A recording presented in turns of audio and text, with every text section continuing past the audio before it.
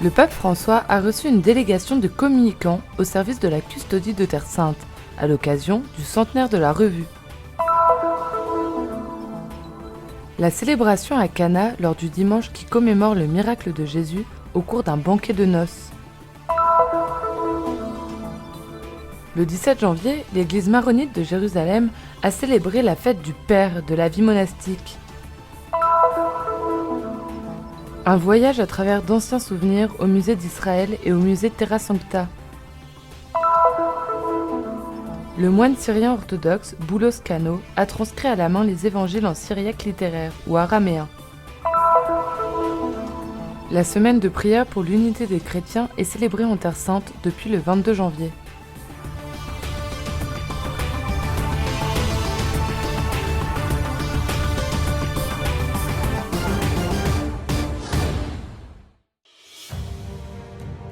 Il y a 100 ans, naissait la revue Terre Sainte, signe d'espoir et début d'un voyage vers l'avenir. 100 ans, c'est toujours une belle réussite. Lorsqu'il s'agit de personnes, c'est une réalisation exceptionnelle.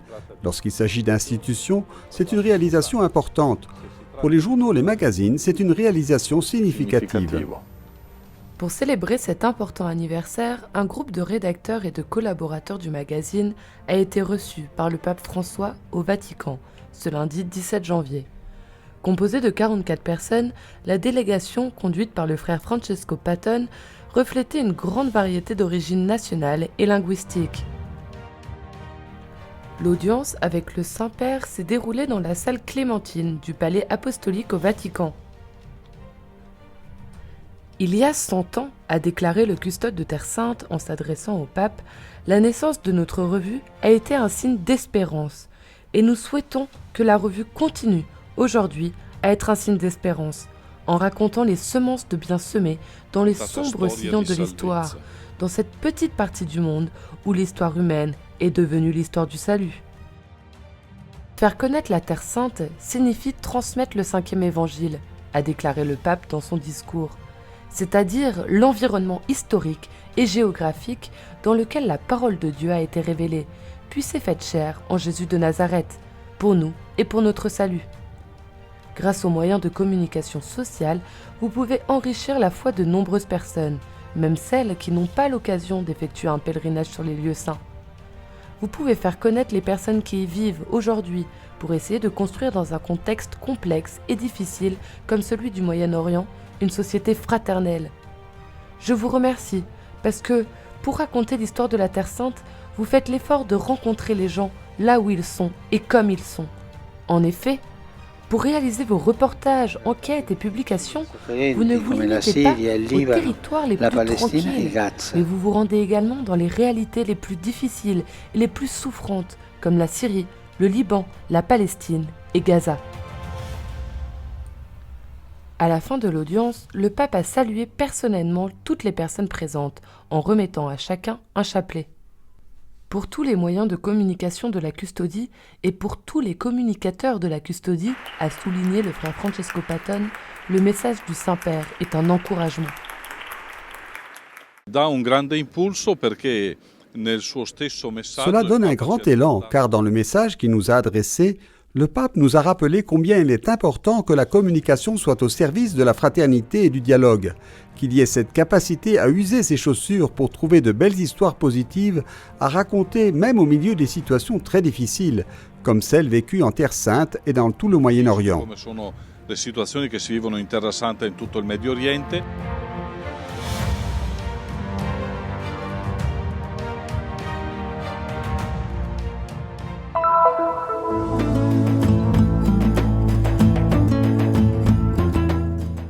À une dizaine de kilomètres de Nazareth, en Terre Sainte, se trouve Cana, appelé aussi Kufur Cana, qui signifie « village de Cana » en arabe. Cet endroit est mentionné dans la Bible comme le lieu du premier miracle de Jésus. Il a transformé l'eau en vin lors d'une fête de mariage. C'est ici que se trouve le sanctuaire du premier miracle de Jésus, sous la garde des franciscains, qui sont présents à Cana depuis 3 siècles. Sous l'église principale, qui se trouve derrière moi, nous avons aussi, comme l'explique l'archéologie chrétienne, les vestiges d'une église byzantine. Selon l'évangile de Jean, pendant les noces, lorsque Marie se rendit compte que le vin était épuisé, elle dit à Jésus : « Ils n'ont plus de vin. » Jésus lui répondit : « Femme, que me veux-tu ? Mon heure n'est pas encore venue. » Sa mère dit au serviteur : « Tout ce qu'il vous dira, faites-le. » Il y avait là 6 amphores de pierre destinées à la purification rituelle des Juifs, chacune contenant de 80 à 120 litres. Jésus leur dit : « Remplissez d'eau les jarres. » Et ils les remplirent à ras-bord. Et il leur dit encore : « Maintenant, puisez et portez-en au maître du repas. » Il goûta le vin et l'approuva. Selon l'Évangile, ce fut le premier miracle de Jésus accompli à Cana de Galilée. En ces temps de pandémie, je pense que le message de Cana est que les souffrances et les difficultés que nous vivons nous purifient. Et cette eau purifiée nous conduit à la joie, à cette vraie joie, celle du vin nouveau. C'est le témoignage que donnent les chrétiens de Cana et le témoignage que nous, en tant que chrétiens, donnons dans cette célébration. La messe solennelle a été présidée par le vicaire de la custodie de Terre Sainte, frère Dobromir Jatsal. Ecco, oggi qui a Cana celebriamo il primo miracolo di Gesù compiuto durante le nozze di Cana. Aujourd'hui, ici, à Cana, nous célébrons le premier miracle de Jésus accompli lors des noces de Cana. C'est une grande fête, mais on peut dire aussi que nous avons célébré la 3e épiphanie. La première à Bethléem, lorsque Jésus se manifeste au peuple, la seconde sur les rives du Jourdain, où le Père présente Jésus comme son Fils et son serviteur rédempteur. Puis à Cana, Jésus manifeste sa présence au milieu de la communauté, et de sa présence naît le don du vin nouveau. E qui dalla sua presenza ecco che viene quel dono di vino nuovo. À l'occasion de leur noces d'argent, ce couple a renouvelé ses vœux de mariage. Ce jour est très spécial, très beau, très spirituel pour moi, et j'espère que Jésus-Christ et la Vierge Marie resteront avec nous pour le reste de notre vie. Nous sommes pleins d'enthousiasme car nous célébrons le 25e anniversaire de notre union, qui est une bénédiction. Et nous sommes venus ici pour prier avec la communauté de Cana afin de recevoir la bénédiction du Seigneur directement sur le lieu béni par lui où il a accompli son premier miracle. Commémorer la fête de Cana, c'est célébrer le premier des nombreux miracles que le Christ continue d'accomplir dans l'humanité.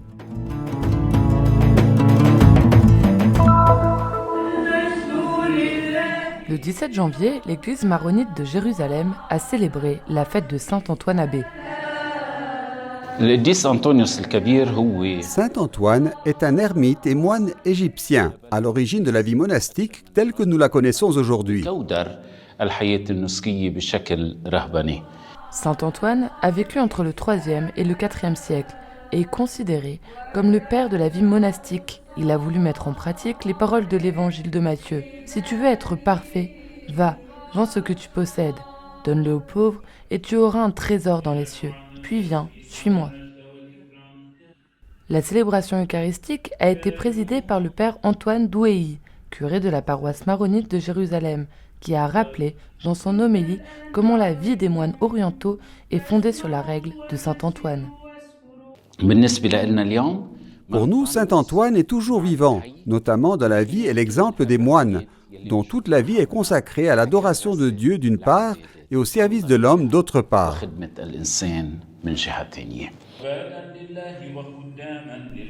Malgré le froid et les restrictions dues à la pandémie, de nombreux fidèles dévots de Saint Antoine ont assisté à la messe.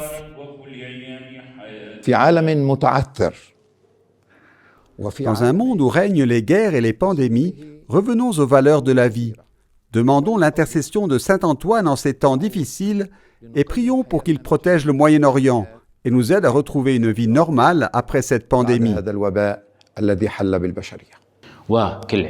Je vous souhaite une bonne fête de Saint Antoine. Demandons au Seigneur de nous donner des moines, des moniales, des prêtres et des saints.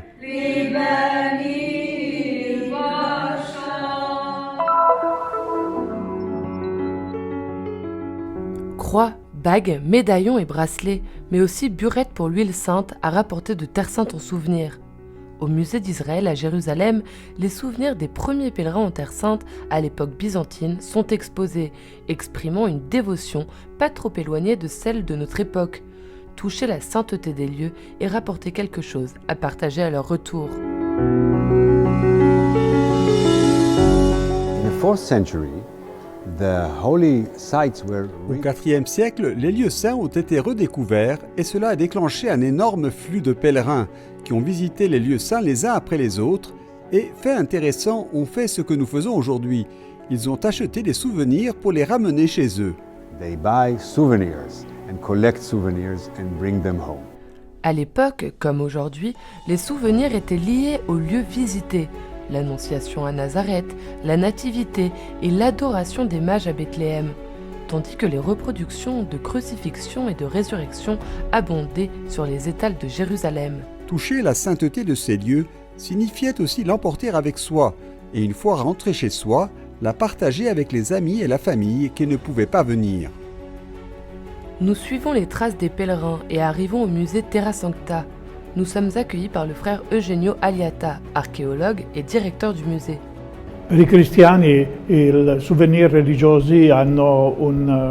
Pour les chrétiens, les souvenirs religieux ont un nom particulier, du moins les anciens. On les appelle des eulogies, ce qui signifie bénédiction. Ces objets doivent nous rappeler les lieux saints et porter une bénédiction de Dieu pour le reste de notre vie. Dans les ampoules, hier comme aujourd'hui, les fidèles recueillent l'huile des lampes qui brûlent sur les lieux saints. Dans ce cas, il s'agit d'une burette trouvée à Jérusalem. Elle représente le mont Calvaire. Et sur le mont Calvaire, il y a une croix principale qui est la croix de Jésus, et 2 croix sur les côtés qui, selon l'Évangile, étaient celles des voleurs crucifiés avec Jésus le même jour. C'est une représentation très typique de Jérusalem. Le musée possède également une pièce spéciale offerte par un collectionneur privé, un moule pour la fabrication de burettes, également trouvé à Jérusalem. Sur un côté se trouve une représentation du prophète Daniel au milieu de lions. De l'autre côté, le patriarche Abraham se prépare à offrir son fils Isaac en sacrifice sur le mont Moria. Pour les chrétiens, le mont Moria est le mont Calvaire lui-même, car Isaac est le type du sacrifice de Jésus. En attendant le retour des pèlerins, le musée est en cours de rénovation et d'agrandissement, et ces pièces seront hébergées dans une nouvelle salle qui sera consacrée aux objets votifs.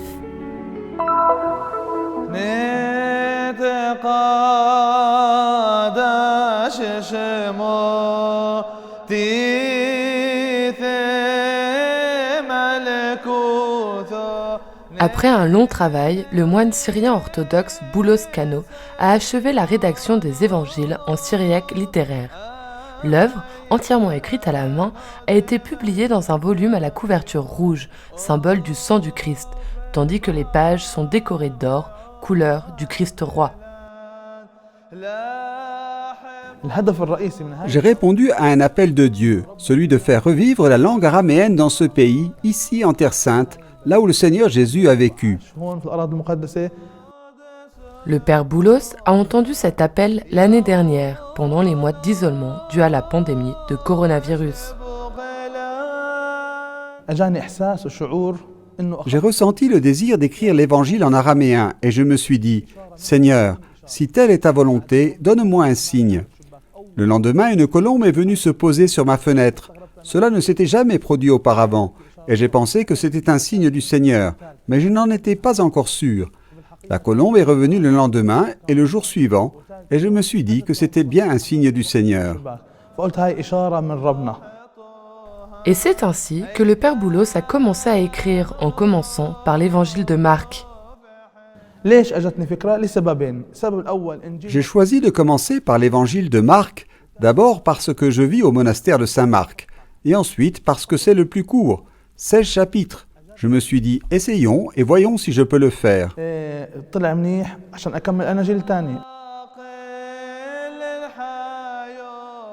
La rédaction de l'évangile de Marc a pris 1 mois et demi.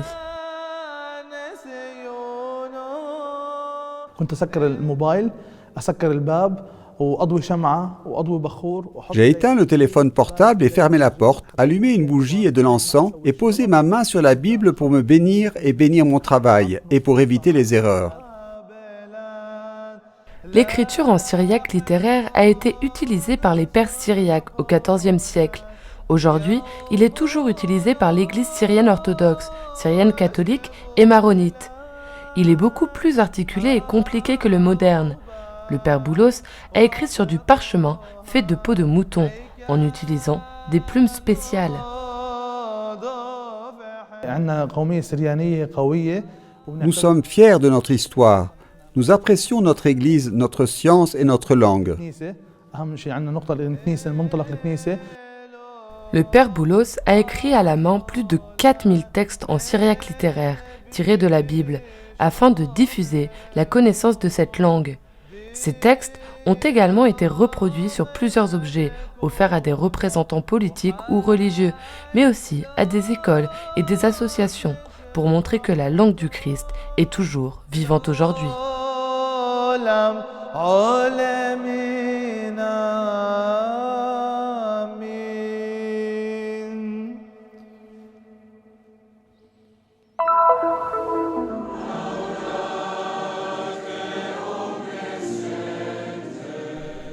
Du 22 au 30 janvier, la semaine de prière pour l'unité des chrétiens revient en Terre Sainte, après l'arrêt de 2021 dû à la pandémie.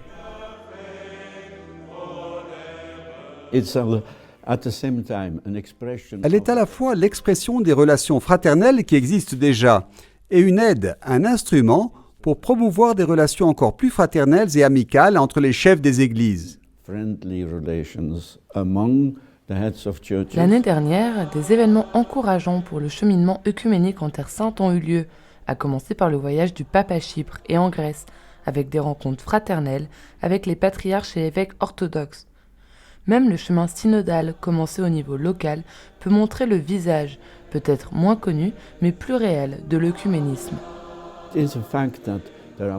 C'est un fait qu'il existe des liens plus forts entre les fidèles qu'entre les prêtres, et que les fidèles, ici en Terre Sainte, sont dans un certain sens plus avancés dans les relations œcuméniques, sentant qu'ils appartiennent à une seule communauté. Je pense que nous, prêtres, pouvons apprendre quelque chose de ce sentiment d'appartenance de nos fidèles. Les lignes directrices pour la pastorale œcuménique, récemment publiées par les évêques catholiques de Terre Sainte, vont dans ce sens.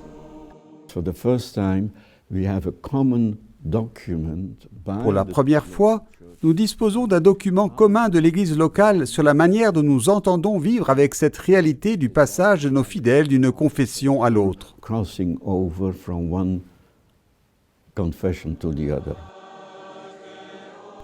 C'est le cas dans les mariages mixtes, où la pratique veut que la femme rejoigne l'Église de son mari, mais aussi dans l'administration des sacrements.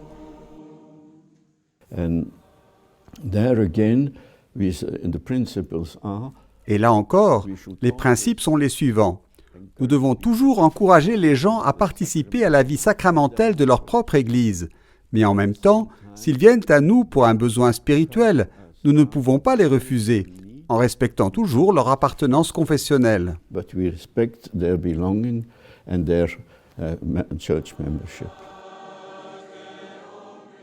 L'Église de Jérusalem, qui englobe toutes les traditions religieuses, a une tâche prophétique pour l'ensemble de l'Église sur le chemin de l'unité des chrétiens. Si nous pouvons faire quelque chose pour surmonter ces divisions ici, cela peut aussi être significatif pour l'Église universelle. Et je pense que cela fait partie de la vocation de l'Église de Jérusalem.